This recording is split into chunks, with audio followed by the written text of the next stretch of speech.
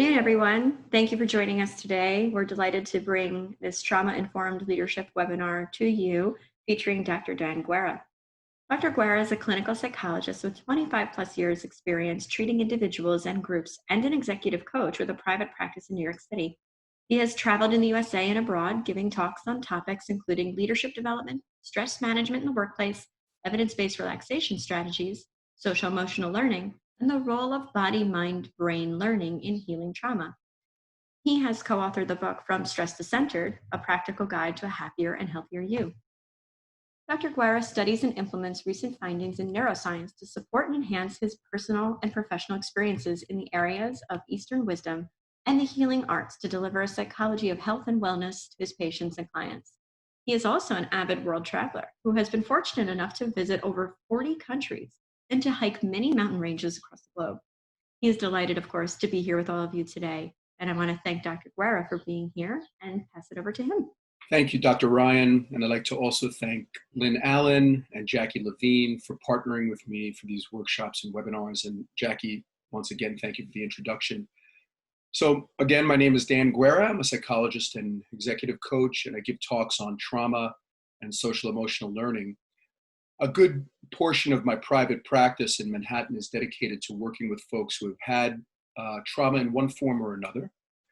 I'm also a survivor of childhood trauma myself, so I draw both on professional and personal experiences related to this topic and when I work with people in these areas. So I just want to start by saying and stating the obvious, which is that clearly we're living in very, very stressful times, as if it weren't the case even before COVID-19. But it's worth mentioning that this particular week, with all that's going on across the nation, plus pandemic, and more specifically, all that you guys are dealing with as educators and administrators, I just want to acknowledge the large elephant in the Zoom room and just acknowledge all of you for coming together here for this talk. These are the moments that are, I think, beacons of light in a sea of uncertainty, and I'm just grateful and very happy and honored to be here together with all of you. So yesterday, I had a patient say this: the world is absolutely upside down and crazy, and I feel unsafe. I think what we'll find is that safety is really the hallmark, or feeling unsafe, when we begin to talk about trauma. We'll see a little bit more of that in a few moments. But one of the silver linings, if there is a silver lining with all that we're dealing with, particularly with trauma and trauma-informed leadership, is that we'll find that the direction that we need to go in, despite the cause of the trauma, whether it's a tsunami or a school shooting or bullying or a pandemic, all horrible, horrific things. But the direction that we need to go in is basically the same. So our response can be fairly simple, maybe not easy, but it's a simple path to point to, despite what it is that we're dealing with. I like to simplify things and try as best we can without being overly reductionistic to provide a path that we can all kind of relate to and move toward. So through the talk, we'll have sections where I'll pause for questions, and I'll also ask some questions for you to participate, and you can type your responses in the chat box, and Jackie's been kind enough to moderate that for us. Okay. So in all transparency, you'll see that today my approach to delivering the talk will model and parallel how leadership can play a prominent role in the face of trauma. I invite all of you, if you will, just to implement some boundaries for yourself, shut off notifications, and prevent yourself from checking emails and texts if at all possible. This kind of intention and attention and this kind of focus will set us up nicely for deeply understanding what's needed at this time for trauma-informed leadership. A lot of it has to do with having an impact on our brains. So that's my invitation to you. So now, purposes. The purposes for today, we're going to start with operationalizing trauma, trying to get our arms around what this concept is and get some definitions. I'd like to do a deeper awareness of how trauma shows up so we can relate to it in our personal and professional lives. And I'm going to offer you two approaches that begin to head us down a path to addressing and responding to trauma when we see it and when it's happening, particularly in your case, in schools and in the education system. And then, of course, as I'm known for doing at the end, we'll do a brief practice. This is where the rubber meets the road, so we can get it into our bodies and minds, part of this approach and pathway to respond.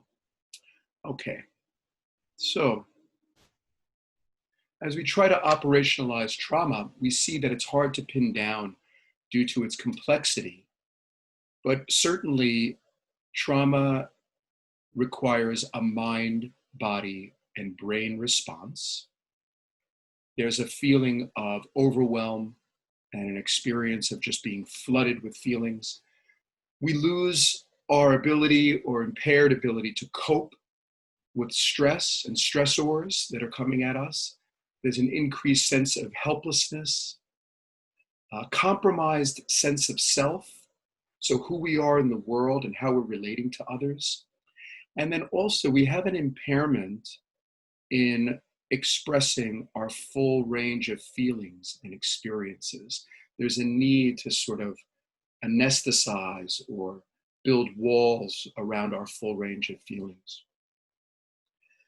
So trauma is a psychological and emotional response to an event or an experience that's deeply distressing or disturbing.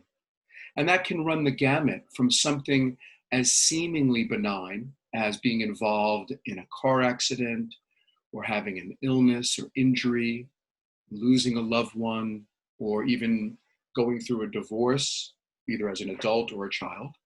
And I say seemingly benign because those things are certainly impactful and they're difficult experiences, but we may not necessarily correlate those with traumatic experiences. Well, they certainly can be traumatic.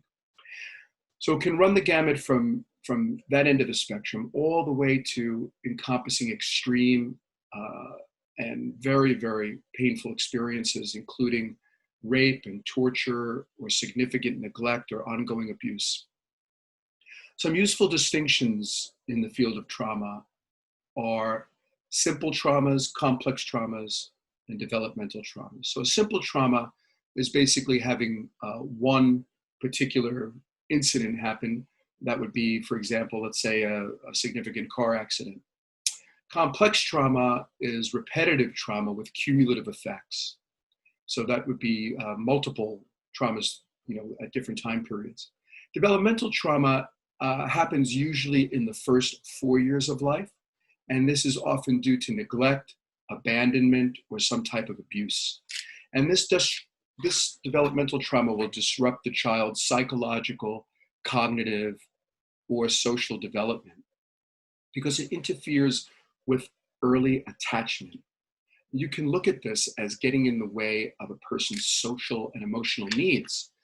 So school-age children do not have to be in a car accident or lose a limb, God forbid, or have a trauma that is, readily visible in order to be effective. Developmental traumas often begin with some adverse childhood experience and work in ways that challenge secure attachment. This has short-term and long-term impacts. So even in non-COVID times, we need trauma-informed approaches and social emotional learning to prevent trauma, to heal trauma, and to support resilience and well-being. So you might have all heard of a syndrome related to trauma, which is post-traumatic stress disorder, PTSD. This is an anxiety disorder that develops as a result of exposure to one or more traumas. And with this disorder, we have frequent and distressing thoughts and memories of the event. And it's usually accompanied by uncontrollable feelings like rage or distress. So some of these nuances of trauma may be easy to miss unless one is properly trained and informed. So hopefully that's a good sense of getting our arms around the complexities of it. Now, other aspects of trauma also very worth mentioning is that trauma is unbearable and intolerable. It takes a tremendous amount of energy to keep functioning while carrying a traumatic memory. And the longer we live, the more likely we are to experience some form of trauma, even if that trauma happens vicariously when we witness somebody going through a horrific experience. And we can imagine all of the trauma that's unfortunately happening right now, even vicariously through the news, through observing our friends and family who are dealing with terrible experiences or going through them directly ourselves. Okay. So this image here really captures the heart of what people are dealing with trauma. It's really about, as I mentioned earlier, safety.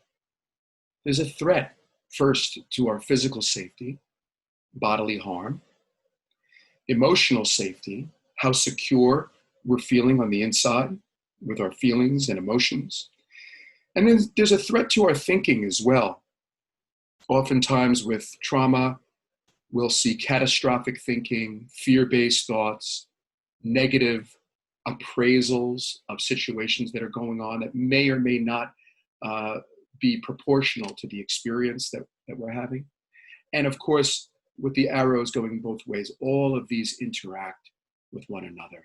It's really about safety. And when we begin to approach a pathway to healing trauma, we have to address the person's sense of physical, emotional, and cognitive safety.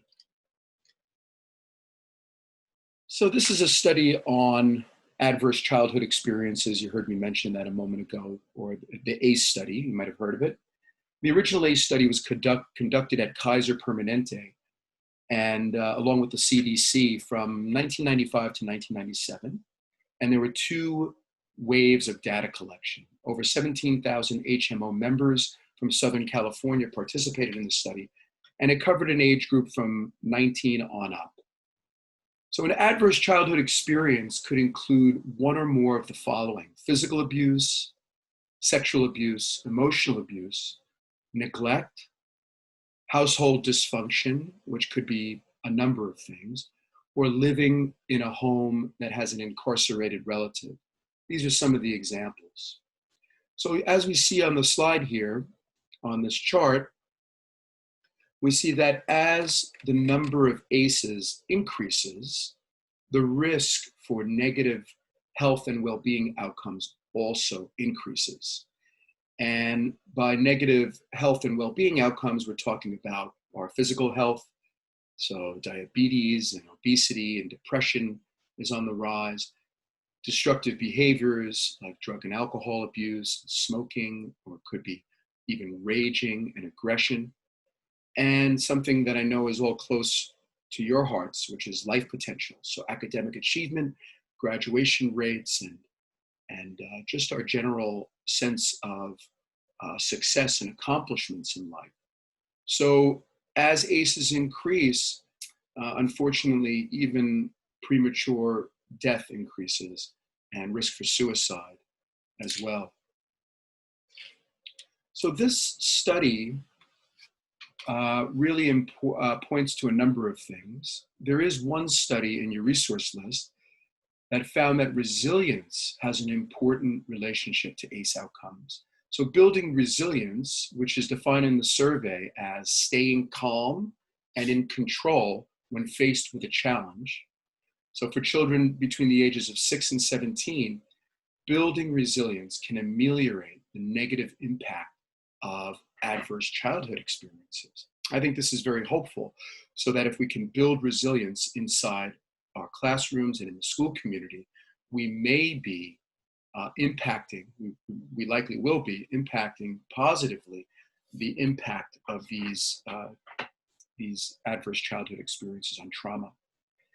This points to the importance of leaders supporting the school-age cohort now, to develop the insights and skills to overcome these experiences and develop things like self-knowledge, social and emotional skills, and all of that will grow resilience going forward, which will ensure better well-being. Now, there are many specific COVID-related ACEs that are happening right now, I'm sure.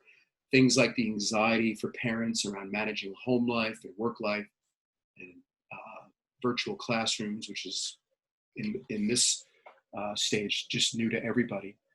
We're hearing some reports of increase in domestic violence.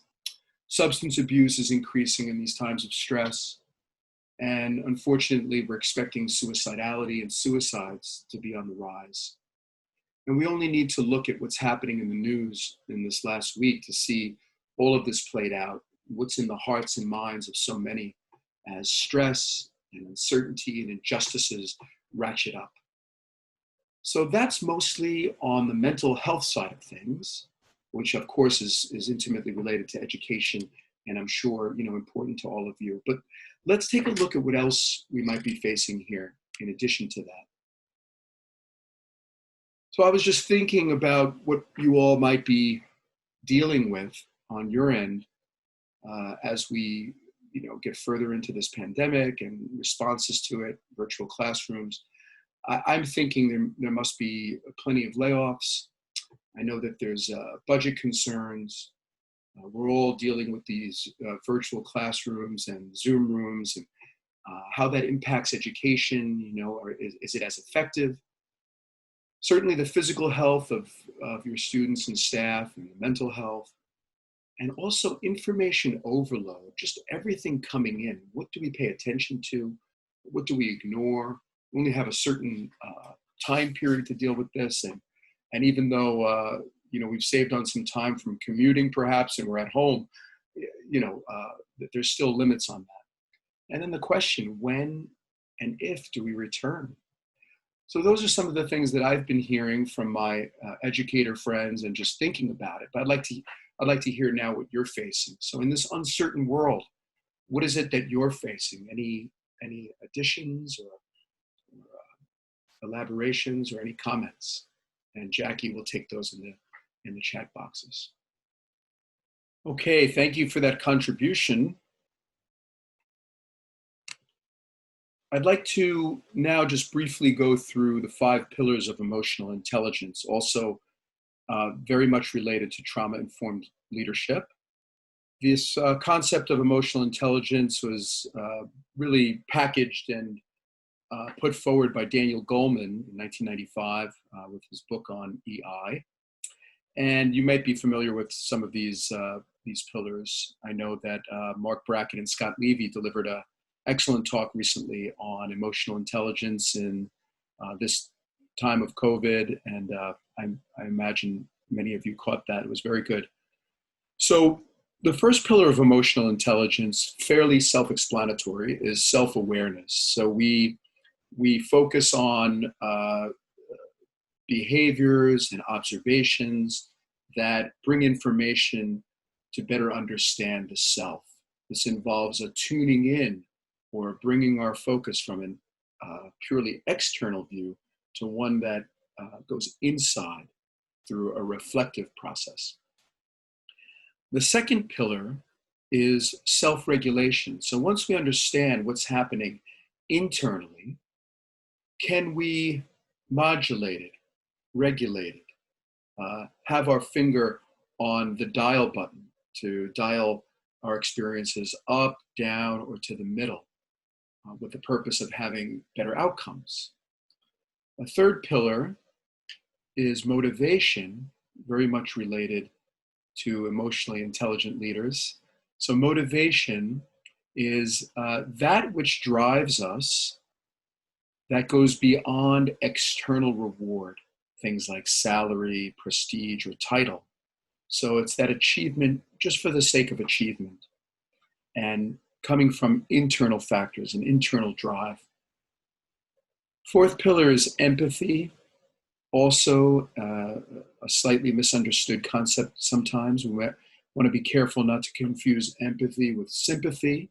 which is really, along the lines, goes down the path of either pity or even aggression in some ways when we take that too far. So empathy is that old adage of walking in the shoes of another person, but it also involves a sense of feeling with another person. So even if you don't directly relate to or have experienced what another person goes through, empathy is that skill that is able to take something inside of me and relate it to something inside of you. So while I personally, as an example, may never have experienced the sort of vitriol of racism, for instance, I may be able to reach inside of me to notice that what it feels like to feel rejected or to be treated unfairly or to feel rage and anger from being mistreated. And I can connect that to another person. So this is where empathy lives. There's also positive empathy, which isn't often talked about, which is that part of us that can take joy and celebrate the positive things that are going on in another person's life. Very important for emotional intelligence. And lastly is social skills. And social skills does not only comprise ability to sort of tell jokes at the water cooler kind of thing or socialize well, but it's also being able to pick up on social cues in a social setting and to sort of sense inherently what's needed for good communication and healthy relationships. Okay, so, trauma-informed leadership is emotionally intelligent leadership. And what I'm emphasizing in today's talk here, and for the remainder of this talk, as I said, I'd like to bring it in and simplify if we can, is really self-regulation. That's the pillar that I think we have the most bite to in dealing with trauma. Self-regulation, in my opinion, is really where the rubber meets the road. This is what drives resilience and helps us deal with whatever comes down that river. Okay, so as the old saying goes, sometimes less is more. And in this case, I believe focusing on this as a strong point of trauma-informed leadership can lead us down a strong path. So emotionally intelligent leadership involves the ability to know what I'm feeling, to read what you're feeling, and to use this information to make good decisions and to reach our goals.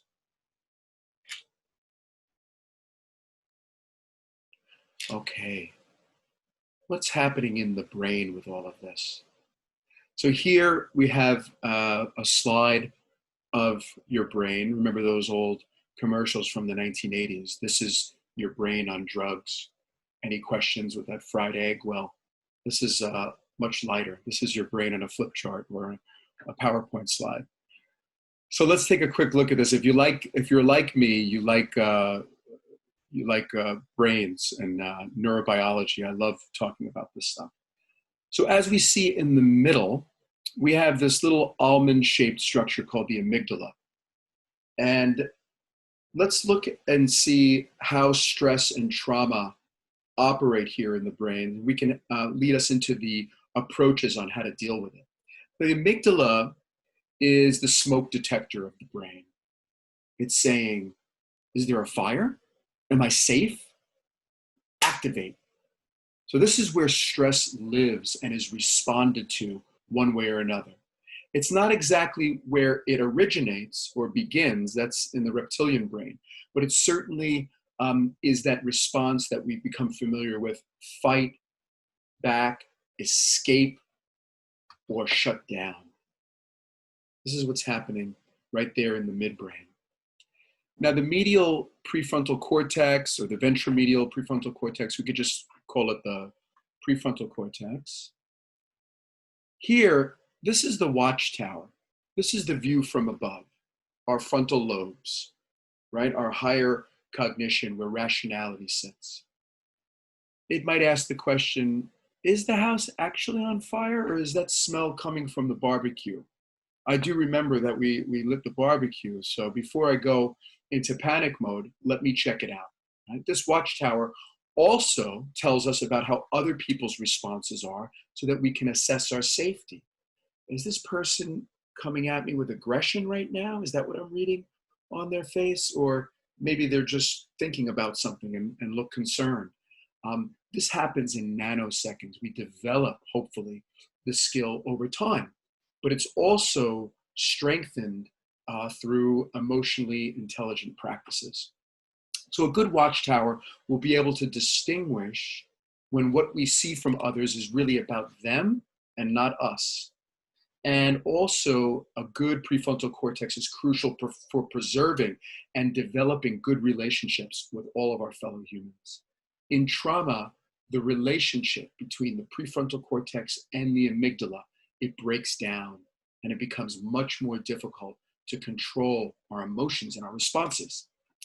Now, the reptilian brain, this is where the autonomic nervous system really lives. It originates right in the brainstem. This is instinct, that fight or flight or freeze really begins here. So trauma-informed leadership here is emotionally intelligent leadership. I'd like for a moment just to acknowledge some of the things that I've been hearing from my discussions, both with Jackie and Lynn. So I know a lot of this is already happening. Things like finding Zoom platforms to have formal meetings to instruct and direct and let your staff know that you're thinking of them. Informal class drop-ins, giving students and teachers that foundational support that they need. I've even heard that maybe one or more of you are actually reading stories to students. This is fantastic. I'm aware of mindfulness rooms that have been created, made available to your students and in schools. So seems like there's a pivot, perhaps, at least right now, hopefully ongoing, from a mostly day-to-day operational standpoint to where you're really sitting with the reality of what's happening with staff and students. Bravo, incredible. Many of you out there and interested in a talk like this, so you're doing emotionally intelligent work that's necessary for this trauma-informed leadership. And maybe now it's just about how to refine, how to become more artful or more expert at it, and to maximize the timing of it all, which can be tricky. So inviting, promoting, and modeling self-leadership comes through a lot of these practices. Have something to read to you, which is that chronic stress happens when the brain feels like things are unpredictable, uncontrollable, and it's going to stay that way. Unpredictable, uncontrollable, and staying that way. Self-awareness, self-regulation, and self-management begin to address that chronic stress and also impact our interactions and relationships with others by promoting healthier social responses, greater emotional resilience, back to resilience, and deeper empathic understanding. So we're going to talk about approaches to self-regulation. Before we do, I think this is always the most important slide because it shifts our attention away from that daunting, unanswerable question of what's the solution? How do we fix this? And brings us to the simple but profound truth of knowing that if I can somehow embody and practice self-regulation myself and have that direct experience, which is really our best teacher, I think many would agree, then I can start to impart and lead and guide others to have that experience, and the ball gets rolling in the right direction. So it has to start with us. How do we move forward? Reestablishing safety through self-regulation. I'm offering two approaches, top down and bottom up. These approaches relate to this brain slide because top-down approaches are going from that higher order cognition and frontal lobes to the amygdala. Bottom up is dealing with the more instinctual aspects and going up from the reptilian brain to the amygdala, okay? Those are the two approaches. And there's the brain for you, just so you can get a visual of what that looks like. But it's all in service of that pesky little almond-shaped structure there, the amygdala. Top-down regulation involves beginning to get granular and specific about how to address emotions and edify relationships and thoughts and actions in a way that regulate our stressed out brains. We can monitor body sensations as an example. This is just turning our attention inward and using our language to name what's happening in the body. Heart rate increases, butterfly in the stomach, tension in the shoulders. That brings our brain online, just that acknowledgement. Paying attention to our thoughts and actions. So things like positive self-talk, talking to the self that was traumatized, or it doesn't have to be trauma, even just talking to the self that's stressed. I often have my patients put their hands right here on their heart center and on their belly. Can't see my belly right now, but on the navel. And just, as odd as it seems, just speak to the part that feels overwhelmed. What's the matter? You know, things are going to be okay, or I'm here for you. Be surprised. A lot of people come back shaking their heads. I don't know what that crazy voodoo doc that you're telling me to do, but it really works. It's something that calms my nervous system when it happens. There's a reason for that, because that traumatized part is still operating in us, and it's not connected to our higher cognition. Mental health counseling, we need learning what you can control and what you can't. Just that identification is helpful. Empathy and self-forgiveness. And something that's not talked about too often, which is positive empathy. That is actually actively taking joy with somebody else in their successes and their joys. So a positive empathy is actually working on feeling the good feelings that somebody else is having.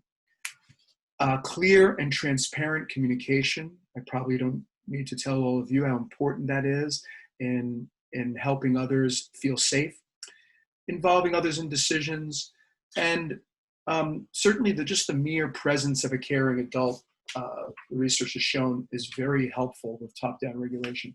Let me just say a word on vulnerability while we're here.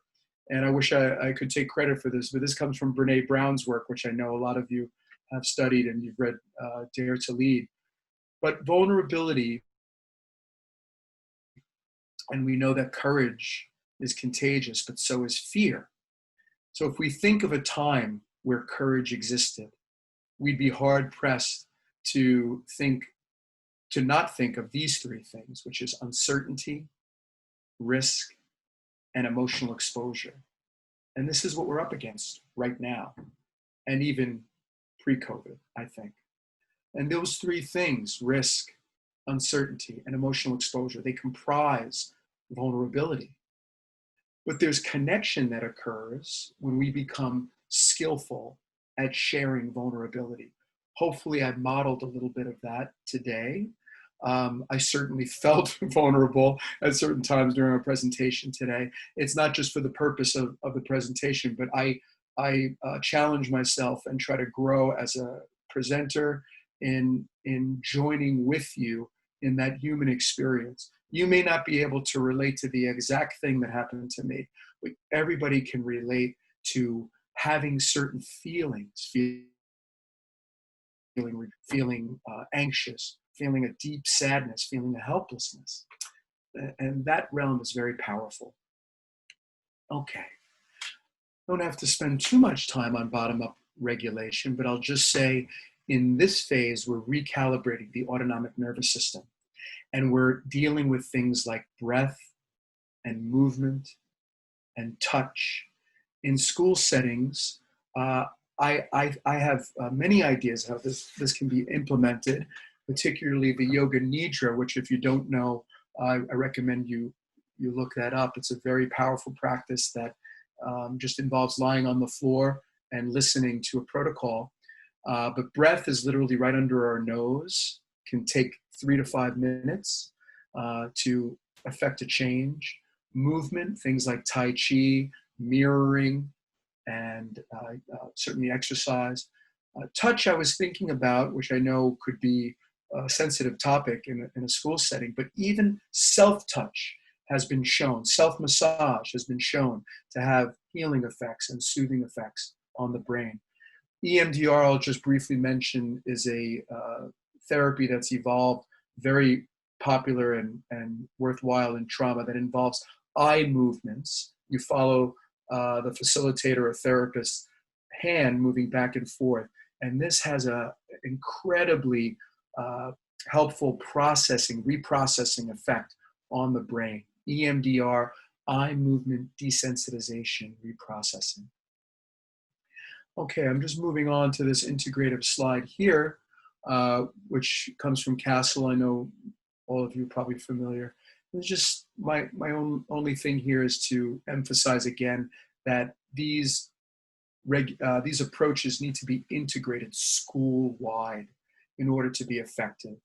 With all due respect, and I'm impressed with the mindfulness rooms, if they just stay as a room for children to go to or staff to go to when they're needing sort of a break, not as robust necessarily as having integrated mindful curricula being spread out throughout the school-wide on all levels, everybody on the same page, so we can begin to change the culture of self-regulation.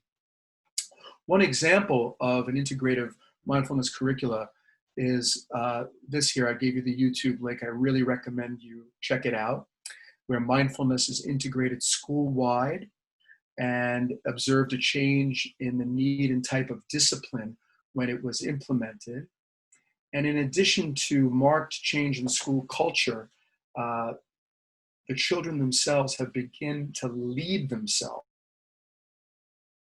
in meditation, and thereby taking ownership of their own regulation. Here's a quote from one of the teenage participants named Latoya, who said, "My day is so stressful. As soon as I walk in the door, there's this big smile on my face, even before the mindfulness exercises. Without this, I wouldn't even be here." So the interviewer says, "Why?" He says, "Because it's too stressful out there, and not having a place to relieve stress is like putting you in an oven." That really hit me. And one teacher I've heard from personally gave the examples of stories of bullying and self-harm and feelings of alienation of students within schools, and just a lack of awareness of who to turn to or how to deal with it. So this is one success story in that area. Okay, I think with the time left, I'd like to shift to practice, where that rubber meets the road. Before I do, I'll just say that mindfulness and mindful approaches to stress management, to learning, to resilience are really the sine qua non right now of where we need to be with self-regulation, in my opinion. The research is there, the practices are there, the applications are there. And I think Jackie has agreed to send out a nice article by Joshua Ehrlich, who studied at NYU and Yale and put out lots of great material on outcome-based research and mindfulness in leadership. So I recommend you look that over. But for now, I'd like to shift a little bit, and with the time we have left, just ask you to reflect, mindful reflection, top down, to see how is it that I'm feeling at the moment. Try to find a word or phrase. You don't have to share it just yet or type it in. Just register it to yourself. And I'd like to invite all of you to participate in this practice, a bottom-up approach, which is ratio breathing. I'll take you with it. Just remember how you're feeling, however it is, non-judgment, could be positive, negative, anywhere in between. And for the moment, I'd just like you to sit comfortably in your chair, hands in your lap, feet on the ground, uncrossed. And if you feel comfortable with it, up to you. You can allow your eyes to close and just listen to the instructions. But if you keep your eyes open, just engage in a soft gaze on a spot, either on your table or the floor, and just become aware for a moment of the fact that you're breathing. Also become aware of any tendencies to want to keep being distracted or check or using your your thinking brain too much, any resistance to practicing or shifting gears.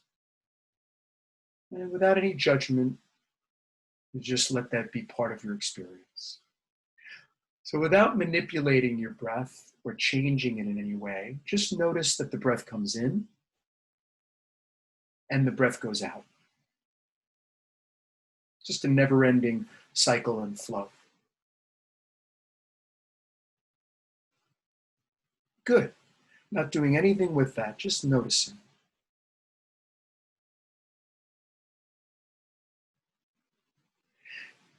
And now, in a moment or two, I'd like you to begin counting your inhaled breath. I'd like you to count to a count of 4 for your inhale. And then when you reach the top of 4, hold for a count of 2. And then exhale to a count of 6 or 7. 6 or 7. This will require you to time your breath a little bit, but don't worry or stress about it. Just allow the count to be as quick or as slow as you need. To inhale to a count of 4, hold for a count of 2, and exhale to a count of 6 or 7. Breath's coming through the nose. Just notice that. Just allow yourself to feel it and to follow it. Stay with it.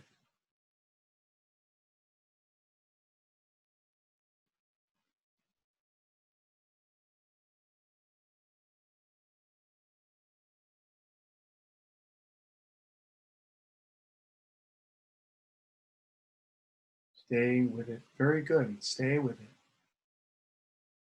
Great. I'd like to add that you can always exhale a little longer than you think. So let's take the exhale now from 6 to 7 to 7 or 8. Inhaling to a count of 4, holding for a count of 2, and exhaling to a count of 8, 7 or 8. No stress, no achievement, no judgment. Well, letting all of that be aside, just a simple enjoyment of the practice.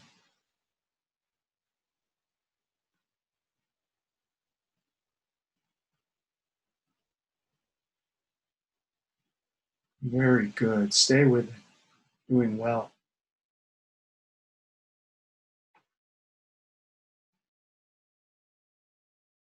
Good. Good. On the next full ratio, so once you exhale fully, you can begin to stop the practice and just allow your eyes to open when you're finished.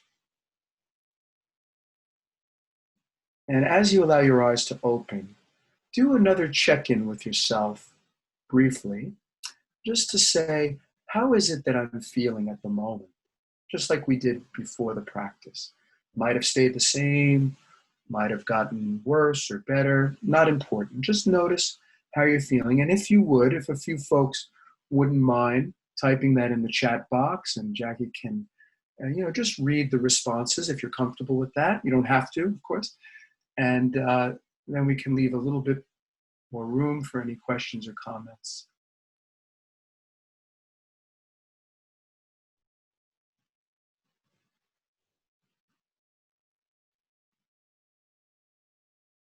Anyone have any response to how they're feeling after that practice? One of our participants said, "Thank you, much better." And Lynn said she feels more relaxed and we also have feeling relaxed, more feeling relaxed. Relaxed, feeling better, happy, okay. Self-aware. Self-aware. Good. Anyone feeling worse, anxious, tense? Centered. Centered. Okay. We usually get one or two say, this counting, it got me nervous, or It's very common. If you're a type A plus like me, when I first did this, I wanted to do it perfectly, as if there's some perfect way to count, 4, 2, and 8. It takes a while to undo that. Anything else, Jackie? Calm. We had a comment of calm. Calm. Good. Very good. So just noticing how just a small shift and pivot in our awareness and our attention can create a different experience. This is a bottom-up approach using breath. And it makes me wonder, it makes me think, how can this be integrated regularly? If we know that our focus improves, our attention improves, our sense of well-being, my connection to you. Just in this practice, I always feel more connected to the participants because we're sharing, we're getting into it. If all of that can improve, how can these things be rolled out? What creative ways can we find to make this a regular part of our school system, our learning, so that children can have something to go to, that they can know that they're carrying this around with them? It's very impactful for me. It's very moving to me. I think this is just one of many, many, many bottom-up approaches. So thank you for participating with that. And I'll have to, at this stage, just say thank you very much, all of you, for just being here today. And I'm going to pass things back over to Lynn and just end with this slide here.